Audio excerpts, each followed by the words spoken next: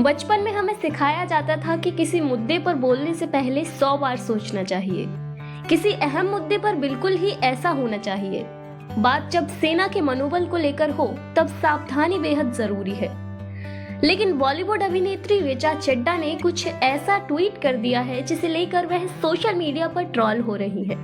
भारतीय सेना के पाकिस्तान अधिकृत कश्मीर पर सरकार के आदेश का पालन करने वाले बयान पर गलवान वाला ट्वीट कर अभिनेत्री ऋचा चड्ढा बुरी तरह से फंस गई हैं। दरअसल कुछ दिन पहले रक्षा मंत्री राजनाथ सिंह ने कहा था कि पीओके फिर से भारत के कब्जे में होगा। इसी बयान पर सेना के northern army commander lieutenant general Upendra Dwivedi ने प्रतिक्रिया दी थी। सेना के इस बयान पर ऋचा ने एक ट्वीट किया था। दरअसल ऋचा के इस बयान के बाद भारतीय जनता पार्टी हमलावर हो गई है। बीजेपी नेता ऋचा के इस ट्वीट को सुरक्षा बलों का अपमान बता रहे हैं और ऋचा अब माफी मांगकर अपने खानदान में सेना परंपरा की दुहाई दे रही हैं। लेकिन अगर ऐसा वह ट्वीट करने के पहले सोच लेती तो इसकी नौबत ही नहीं आती। उन्हें यह समझने की जरूरत थी कि ये फिल्म का कोई सेट नहीं है जहां आप रीटेक करते हैं।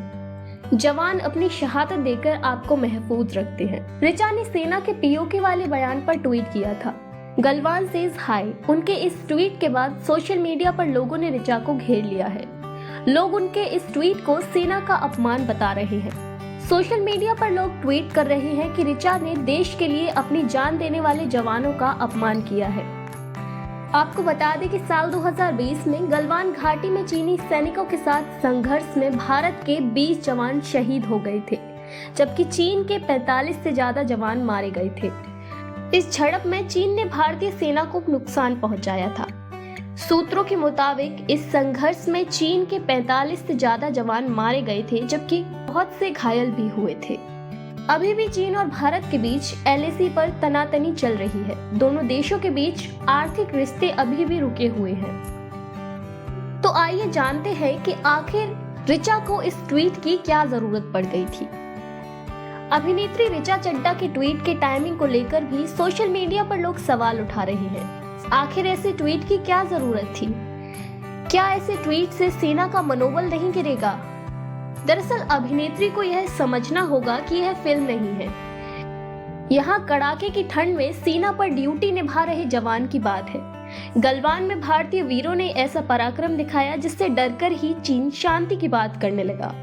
वैसे भी गलवान घाटी कोई फिल्म का सेट नहीं होता है जहाँ आपको अभिनय करना होता है। यहाँ जवान विकट परिस्थिति में रहते हुए देश की रक्षा करते हैं। इस बेमतलब के ट्वीट की क्या जरूरत थी? इस ट्वीट के बाद ऋचा को लोग ट्विटर पर घेर रहे हैं। अंशिका नामक एक यूजर ने लिखा है कि गलवान घाटी में भारतीय जवानों की शहादत का मजाक बनाना शर्मनाक है। एक अन्य यूजर ने कहा है कि पीओके पर लेफ्टिनेंट जनरल द्विवेदी के बयान पर प्रतिक्रिया देते हुए ऋचा के गलवान कहता है हाय।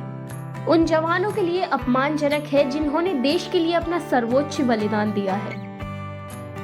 वहीं भारतीय जनता पार्टी नेता मनजिंदर सिंह सिरसा ने ट्वीट कर कहा है कि यह अपमानजनक ट्वीट है, इसे तुरंत वापस लेना चाहिए।